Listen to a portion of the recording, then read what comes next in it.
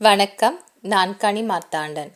இன்றைய ஜோதிட வகுப்பில் திருமண பொருத்தம் பார்க்கின்ற பொழுது எந்த ஜாதகங்களை தவிர்க்க வேண்டும்? உங்களுடைய வீட்டில் யாருக்காவது திருமண பொருத்தம் பார்த்தீர்கள் என்றால், இந்த நட்சத்திர பொருத்தங்கள் 10க்கு 10 பொருத்தங்கள் மட்டும்தான் நீங்கள் பார்க்க தெரியும் என்றால், கிரக அமைப்புகள் எப்படி இருந்தால் அந்த திருமணத்தில் அந்த ஜாதகத்தை சேர்க்கக்கூடாது.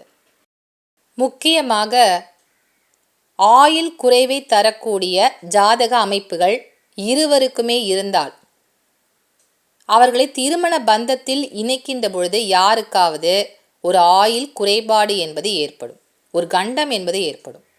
அப்போ திருமண பொருத்தத்தில் மிக முக்கியமாக பார்க்க வேண்டியது கிரக சேர்க்கைகள் தான். நட்சத்திர பொருத்தங்களுக்கு மிகவும் முக்கியத்துவம் தந்து கிரக சேர்க்கைகளுக்கு நீங்கள் முக்கியத்துவம் தரவில்லை என்றால், உயிர் கண்டத்தை தரக்கூடிய இணைவாக திருமண பொருத்தம் செயல்படும். திருமண வாழ்க்கையில் இந்த கிரக சேர்க்கைகள் எப்படி பார்க்கலாம், அதுதான் இன்னைக்கு ஜோதிட வகுப்பு. இந்த வகுப்பின் மூலமாக எந்த கிரக அமைப்புகள் இருவருக்கும் இருந்தால் ஒரு ஆபத்து கண்டம் ஏற்படும், இல்லை எந்த மாதிரி அமைப்புகள் இருந்தால் திருமணத்தில் இருந்து விலக்க வேண்டும், அதை பற்றி தான் இன்றைக்கி ஜோதிட வகுப்பில் நீங்கள் பார்த்து தெரிஞ்சுக்க போகிறீங்க. திருமண பொருத்தத்தில் தவிர்க்க வேண்டிய சில இணைவுகளை பற்றி நம்ம பார்க்க போகிறோம். ஆண் பெண் இருவருக்குமே சூரியன் சனி இணைவு என்பது இருக்கக்கூடாது. லக்கணப்படி எந்த கட்டத்தில் இருந்தாலும் பரவாயில்ல, இந்த சூரியன் சனி இணைவு என்பது ஜாதகத்தில் எந்த ராசி கட்டத்தில் இருந்தாலும் பரவாயில்லை.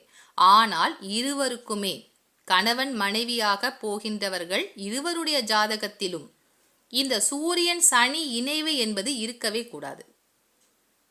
அதனால லக்கணத்தை நான் எழுதலை. ஏன்னா லக்கணத்தை எழுதினால் சிலருக்கு இது ஸ்தான அடிப்படையில் சூரியன் எந்த ராசி கட்டத்துக்கு அதிபதியாக இருக்கின்றார், சனி எந்த கட்டத்துக்கு அதிபதியாக இருக்கின்றார் என்று சில குழப்பங்கள் வரலாம். இந்த குழப்பங்களை தவிர்ப்பதற்காகவே இந்த சூரியன் இணைவு தோஷத்தை பற்றி சொல்வதற்காகத்தான் லக்கணத்தை நான் குறிப்பிடவில்லை. இந்த உதாரண ஜாதகத்தில் ஆண் ஜாதகருக்கு கும்ப ராசியில் சூரியனுடன் சனி சேர்ந்திருக்காரு.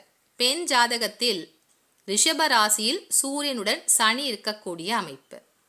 இப்படி இருவருக்குமே சூரியன் சனி இணைவு என்பது ஒரே ராசி கட்டத்தில் இருக்கிறது.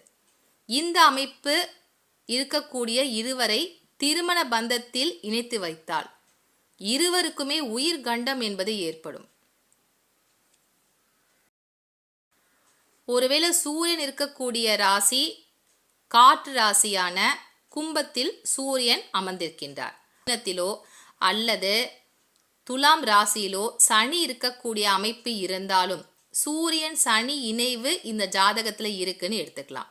அதே போல பெண் ஜாதகத்தில் இந்த சூரியன் சனி இருக்கக்கூடியது ரிஷப ராசி நில ராசி வீட்டில் 2 கிரகங்களும் சேர்ந்திருக்க, ஒருவேளை சனி மட்டும்தான் நிலராசியான ரிஷபத்தில் இருக்கா அப்படின்னு சொன்னாலும் அடுத்த நிலராசியான கன்னி வீடு மற்றும் மகர வீடு இந்த 2 ராசி கட்டத்தில் சூரியன் இருந்தாலும் சூரியனுடன் சனி சேர்ந்து இருக்கக்கூடிய இணைவாகத்தான் எடுத்துக்கணும்.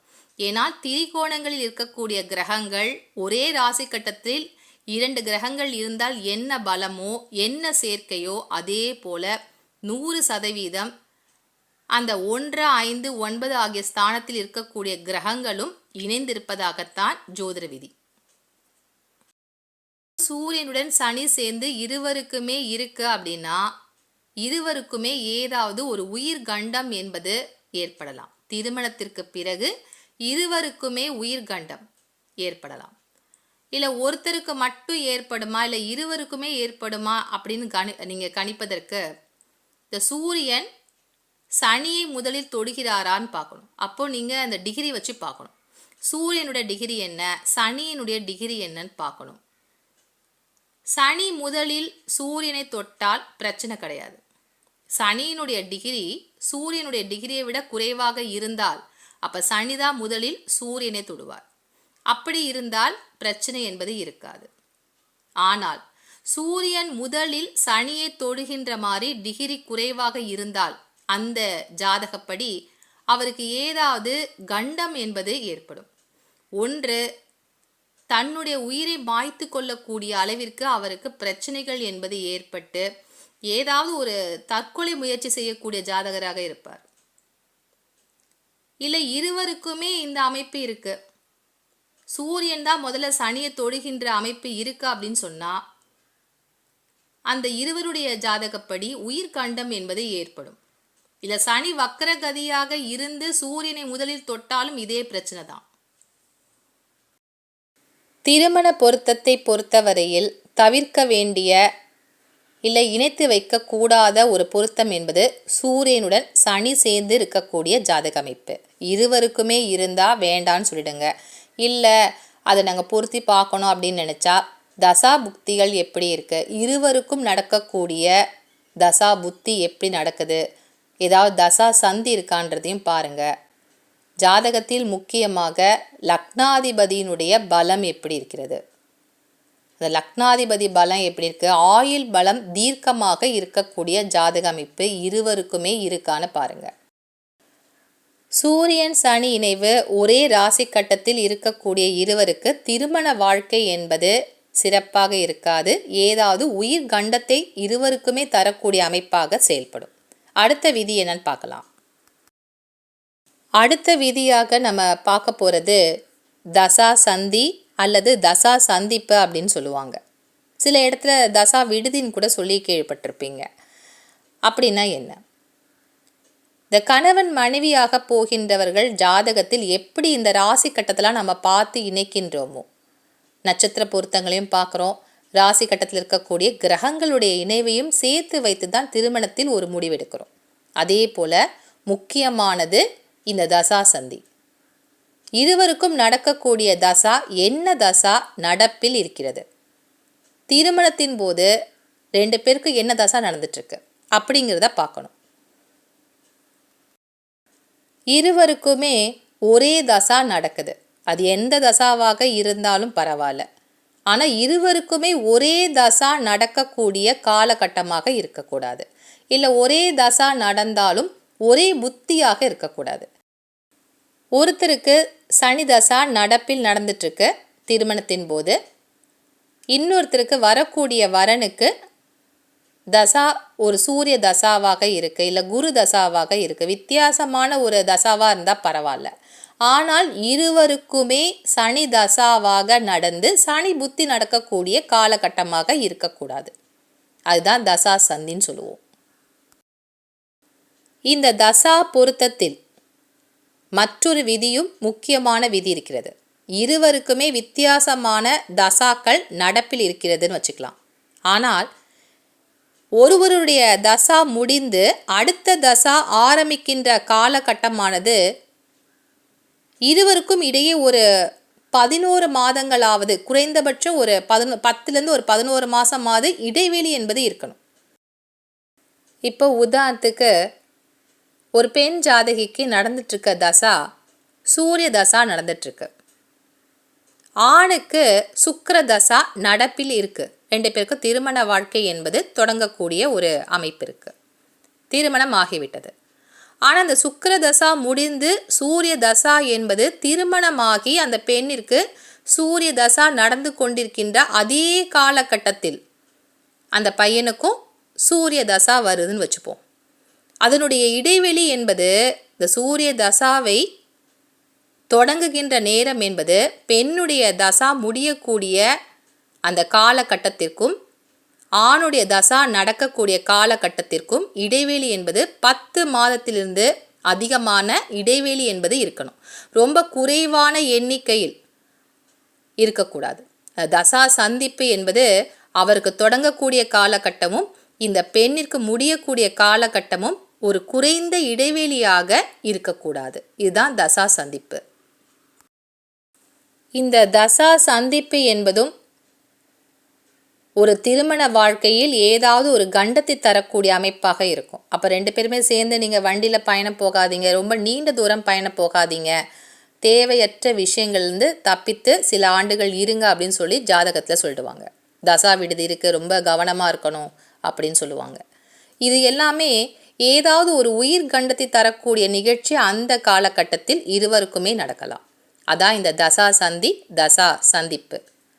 இதுவும் மிக முக்கியமான ஒரு பொருத்தமாக திருமணத்தில் பார்க்க வேண்டும். வெறும் நட்சத்திர பொருத்தத்தை மட்டும் அடிப்படையாக வைத்து எல்லாவற்றையும் கணித்து விடவே முடியாது.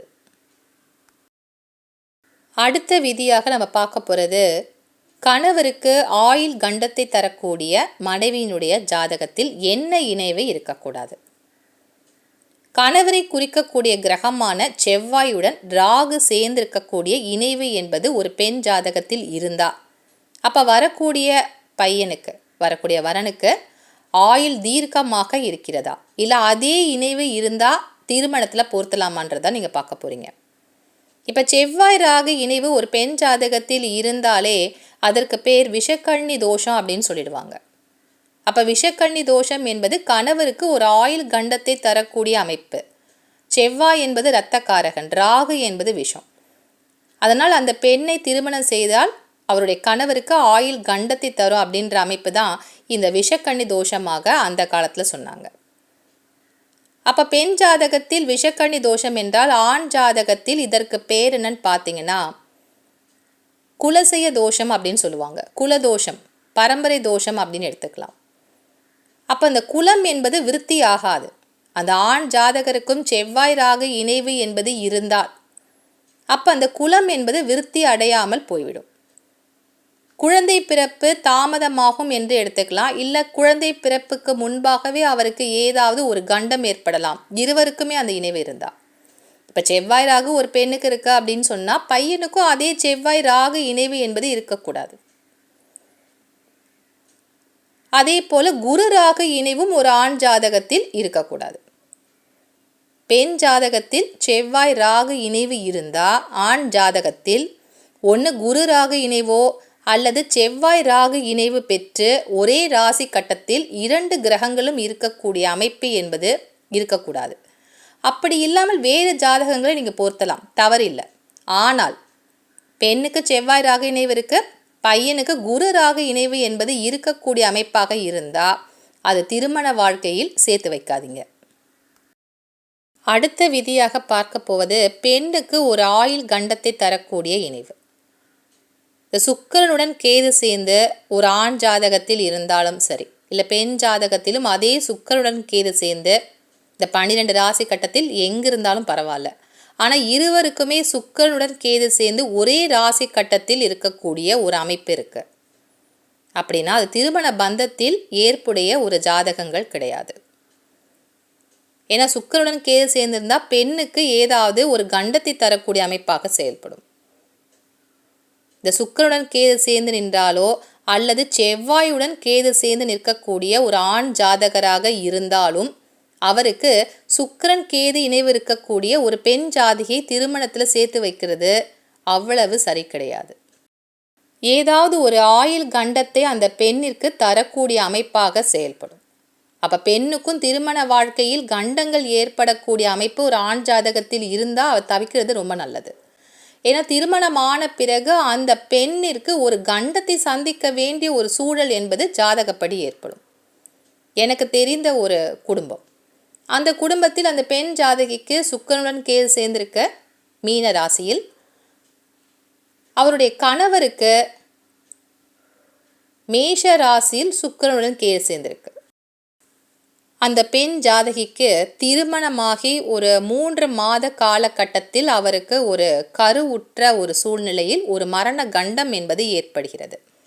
இந்த மரண கண்டம் என்பது அவர் பிழைத்து வரக்கூடிய அளவில் இருக்குமா இருக்காதான்றத சொல்ல முடியாத ஒரு காலகட்டமாக, அவருக்கு ஒரு மரண பீதியை தந்த ஒரு காலகட்டமாக இருந்தது. அந்த பெண் ஜாதகிக்கு குழந்தை உண்டானவுடன் அந்த டியூபல் பிரெக்னன்சி என்று அழைக்கப்படுகின்ற கருக்குழாயில் அந்த குழந்தை வளர்ந்து அந்த குழாய் வெடிச்சிருச்சு. மிக மிக ஒரு அபாயகரமான ஒரு சூழ்நிலையில் அந்த பெண் மருத்துவமனையில் சேர்க்கப்பட்டு ஒரு ஆப்ரேஷனுக்கு அப்புறம்தான் அவங்க மீண்டு வருகின்றார்கள். அந்த பெண் பிழைத்து வருவார்களா என்ற சந்தேகத்துடனே அந்த ஆப்ரேஷனும் நடந்தது. அந்த காலகட்டத்தில் பார்த்திங்கன்னா ஒரு 75% அந்த பெண் வரமாட்டாங்க, உயிர் கண்டம் அப்படிங்கிற மாதிரியே மருத்துவர்களும் கூறிய நிலையில் அந்த பெண் மீண்டும் வந்தது ஒரு பெரிய சோக கதையாக இருந்தது. இதை எதுக்கு சொல்கிறேன்னா, ஜாதகங்கள் இணைக்கின்ற பொழுது திருமண பந்தத்தில் ஆணுக்கு எந்த அளவுக்கு உயிர்கண்டம் ஏற்படும் அப்படின்ற ஒரு விஷயத்தை எல்லாரும் பார்க்குறோமோ, அதே போல் பெண்ணுக்கும் உயிர்கண்டம் என்பது திருமண வாழ்க்கையில் ஏற்படுமா என்பதை பெற்றோர்கள் நன்றாக கவனிக்க வேண்டும். பெண்ணுடைய உயிரும் முக்கியமானதான். திருமண பொருத்தத்தில் மிகவும் முக்கியமான சில பொருத்தங்களை மட்டும்தான் இப்போ நான் உங்களுக்கு சொல்லி கொடுத்துருக்கேன். இந்த பொருத்தங்கள் எந்த ஜாதகங்களுக்கு இடையே இருக்கிறதோ அதை நீங்கள் தவிர்த்து விடுவது நல்லது.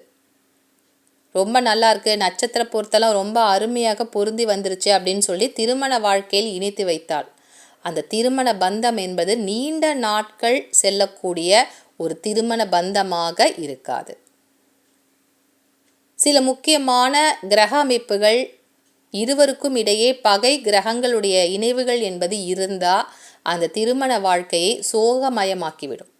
அதனால் தேவையில்லாமல் நீங்களாகவே பொருத்தம் பார்க்குறேன்ற பேர் வழியில் சில மோசமான கிரக அமைப்புகளையும் சேர்த்து வைக்கிறது தவறு. நட்சத்திர பொருத்தங்களுக்கு முக்கியத்துவம் தருவதை விட கிரக அமைப்புகளுக்கு ரொம்ப அதிகமான முக்கியத்துவம், தசா விடுதிகளுக்கு முக்கியத்துவம் தாருங்கள். அதெல்லாம் ரொம்ப வாழ்க்கையினுடைய ரொம்ப ஒரு சரியான ஒரு காலகட்டத்தில் அது கண்டிப்பாக செயல்படும். இன்றைய ஜோதிட வகுப்பில் நீங்கள் பார்த்தது சில முக்கியமான இணைவுகளை பற்றி மட்டும்தான் இந்த பதிவில் நான் சொல்லியிருக்கேன். அடுத்த ஒரு பதிவு வருகின்ற பொழுது அதில் இந்த பதிவினுடைய தொடர்ச்சி நீங்கள் பார்க்கலாம். அப்போ திருமண பொருத்தத்தில் எந்த இணைவுகளை நீங்கள் இணைக்கக்கூடாது அப்படிங்கிற ஒரு விளக்கம் உங்களுக்கு இன்னும் நன்றாக புரிந்து கொள்ள முடியும். மீண்டும் அடுத்த வகுப்பில் உங்களை சந்திக்கின்றேன். நன்றி, வணக்கம்.